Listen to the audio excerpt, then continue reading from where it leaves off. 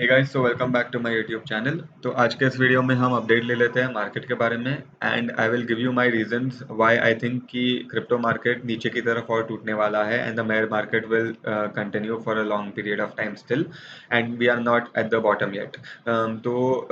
इस वीडियो में हम थोड़े ट्रेड्स भी देखेंगे जो कि हम इस वीक ले सकते हैं and let's get started. So we will start with the macro time frame, that is weekly time frame bitcoin के चार्ट पे। तो सबसे पहले अगर हम देखें तो हमें पता है कि हम 69,000 से 17,000 तक नीचे आए, बेयर मार्केट की लोकल बॉटम फाइंड की and then we had a nice relief rally which all of us were waiting for, जो कि 40% के आसपास थी, जो कि एक्सपेक्टेड थी। अब हम यहाँ पर हमने एक बेरिश एनगल्फिंग कैंडल फॉर्म किया और इस बेरिश एनगल्फिंग कैंडल की वॉल्यूम आप देखोगे तो लास्ट 5 इयर्स में 2018 के बाद इतनी वॉल्यूम कभी भी हमें देखने नहीं मिली है किसी भी वीकली क्लोजिंग के कैंडल पे। फॉर एग्जाम्पल ये यहाँ की वॉल्यूम देखिए कितनी ज़्यादा है और इतनी वॉल्यूम पिछले 5 सालों में कभी भी नहीं आई है। So this means that the sellers are very much active.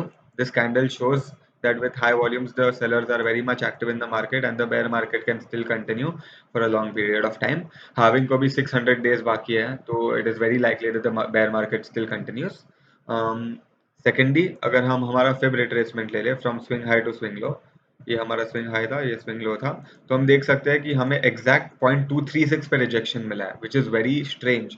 हमें एटलीस्ट अगर बुल्स के पास थोड़ी भी स्ट्रेंथ होती तो एटलीस्ट हमें 0.382 तक जाना चाहिए था which would have got us to at least around 28,000, जो कि एक बहुत अच्छा शॉर्टिंग अपॉर्चुनिटी हो सकता था because we had major weekly resistance over here. तो वो भी नहीं हुआ, हम 0.382 तक भी नहीं पहुंचे which means that the bulls are barely there in the market right now and bearish momentum ही बहुत ज़्यादा strong है and bearish momentum ही बहुत ज़्यादा strong रहेगी। So that's another indication। अगर 0.382 पे रिजेक्शन मिलता है हमें तो that indicates trend continuation। तो अगर हम 28,000 तक भी जाते और वहाँ पे हम एक weekly bullish engulfing bearish engulfing candle print करते, that would have still indicated कि sellers are active in the market and we will make lower lows, something like that। अगर ऐसा कुछ होता था it would still mean that the market structure is very much bearish। लेकिन हम यहाँ तक 28,000 तक भी नहीं पहुंचे, हम 236 मतलब हमारे 23,000 के आसपास ही हमें रिजेक्शन मिल गया, जो कि इंडिकेट करता है कि बेयर्स बहुत ज़्यादा एक्टिव है और बुल्स मार्केट में है ही नहीं। और जो भी ऊपर नीचे फ्लक्चुएशन हो रहे हैं वो सिर्फ मार्केट मैनिपुलेशन है, all of that is just noise, but the bear market is very much still active. अगर हम वीकली टाइम फ्रेम पे बिटकॉइन डोमिनेंस की तरफ भी आ जाए तो बिटकॉइन डोमिनेंस पे भी हम देख सकते हैं कि हम यहाँ पर एक लोकल बॉटम फाइंड करने वाले हैं और हम यहाँ पर लोकल बॉटम फाइंड करने वाले हैं अराउंड 40% के आसपास, जहाँ से हमें काफ़ी सारे बाउंसेस देखने मिले हैं। And what is happening on the RSI, we are forming extreme bullish divergence on the weekly time frame on the RSI। मतलब RSI ऊपर की तरफ मोमेंटम गैदर कर रहा है बट प्राइस नीचे की तरफ ही कांस्टेंट है, सेम हाई इक्वल हाइज बना रही है। इसका मतलब ये है कि बिटकॉइन डोमिनेंस यहाँ से राइज करने के बहुत ज़्यादा चांसेस है। And we all know bear market में बिटकॉइन डोमिनेंस जब राइज करती है generally it is only because bitcoin is falling lesser than what the alt coins are falling. मतलब बिटकॉइन टूटेगा लेकिन ऑल्ट कॉइन्स और भी ज़्यादा टूटेंगे। This is the macro environment which we can expect in the coming few months and this is the most likely scenario because bitcoin dominance की RSI में weekly time frame पे हमें बुलिश डाइवर्जेंस मिल रही है। We are at macro yearly level supports and the bitcoin dominance. और हमारा BTC USDT का जो चार्ट है उस पर भी हमें वीकली टाइम फ्रेम पे 0.236 पे ही रिजेक्शन मिल चुका है with higher volumes then what we have had in the past 5 years in any candle, be it green और रेड। तो market structure is clearly bearish. अभी हम सीधा शॉर्टर टाइम फ्रेम्स पे आ जाए ऑल्ट कॉइन्स की तरफ। तो हम AVAX की बात करें तो AVAX पे हम देख सकते हैं कि हमारे पास एक ये ट्रेंड लाइन थी असेंडिंग ट्रायंगल वाली और अब हम यहाँ पर एक हेड एंड शोल्डर्स बना रहे हैं। ये हमारे शोल्डर्स और ये हमारा हेड, और ये हेड एंड शोल्डर्स हमने ब्रेक किया नीचे की तरफ। हमने नीचे की तरफ ये हेड एंड शोल्डर्स ब्रेक किया and see the RSI has tagged red both the times।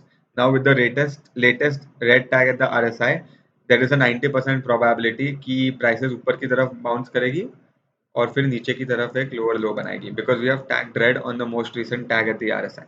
जैसे कि यहाँ हम देख सकते हैं वी टैग्ड रेड, हम ऊपर की तरफ बाउंस किए, प्राइस भी ऊपर की तरफ बाउंस किया and then we made lower lows. So something similar playing out has a very high probability and I think that is very much in the cards, so you can look out for this trade जहाँ पे AVAX अगर around $21 के आसपास आता है, $22 के आसपास, तो यहाँ पर से हम हमारी शॉर्ट बिल्ड कर सकते हैं, या फिर अगर वो $19 से टूटा सीधा नीचे की तरफ, तो हमारा नेक्स्ट सपोर्ट सीधा है 15% नीचे, 15% नीचे. So that's a good trade we can take.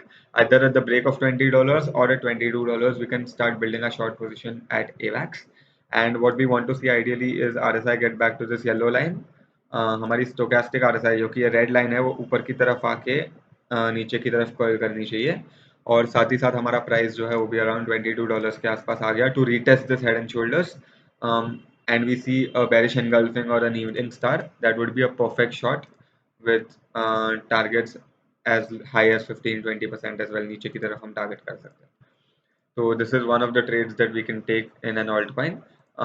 Secondly अगर हम आरवीव की तरफ आए, तो आरवीव पर भी हम देख सकते हैं कि ये हमारा कंसोलिडेटिंग बॉक्स पैटर्न था जो कि नीचे की तरफ टूटा, and again we have tagged red on the RSI, which means कि again we have a higher probability of a retest and then a trend continuation downwards again. तो सिमिलरली एवैक्स में जैसा था वैसा ही सेटअप हम यहाँ आरवी में भी एक्सपेक्ट कर सकते हैं, जहाँ पे हमारी आरएसआई येलो लाइन तक 50 तक जाए, स्टोकेस्टिक आरएसआई रेड लाइन जो है वो ऊपर की तरफ आ जाए, एंड तभी we can start building our shorts from around 11.62 and we can target lower lows for RV as well. Next अगर मैं जीएमटी टोकन की बात करूँ, स्टेपिन, तो हम देख सकते हैं कि जीएमटी टोकन ने भी उसका जो लॉन्ग टर्म कंसोलिडेशन बॉक्स था उसे बहुत अच्छे से तोड़ा है, and we have tagged red while doing so, which means key sellers are active in the shorter time frames as well. Again, a retest of this previous consolidation and lower lows is in the cards. Retest pe again, ideally we want to see the RSI go to the yellow line like it did over here. Like I said for all other coins, stochastic RSI coming oversold and overbought, and then we can head downwards as well again. तो GMT पे भी हमें ये देखने मिल सकता है. मैटिक पे अगर हम आ जाए, Matic Pay, we are seeing this structure, this consolidation structure which is being formed abhi. And we are also seeing hidden bearish divergence being formed. For example, RSI यहाँ से ऊपर की तरफ जा रहा है, लेकिन प्राइस एक्शन यहाँ से नीचे की तरफ जा रही है. तो इसका मतलब ये है कि हम मोमेंटम गैदर कर रहे हैं, but the momentum is not translating into good price action, which means कि यहाँ से यहाँ 0.85 से रिजेक्शन के चांसेस बहुत अच्छे हो जाते हैं. And if you see any rejection from your, we can directly take a trade targeting lower lows, targeting around 8 to 10% Matic में. So this is also a possibility. And अगर आपको एक्स्ट्रा सेफ रहना है, तो जब ये हमारा 0.75 का फिगर का स्ट्रक्चर टूटता है, उसके बाद we can wait for a retest and then we can take a shot again as well. तो ये पॉसिबिलिटीज भी मैटिक में है. अभी रिजेक्शन दिख रहा है थोड़ा बहुत, but there is no bearish structure formed, so there is no trade right now. 4 hours पे जैसे यहाँ पे बेरिश एनगल्फिंग कैंडल या ऐसा कोई स्ट्रक्चर हमें दिखे तो मैटिक पे भी ट्रेड बन सकता है.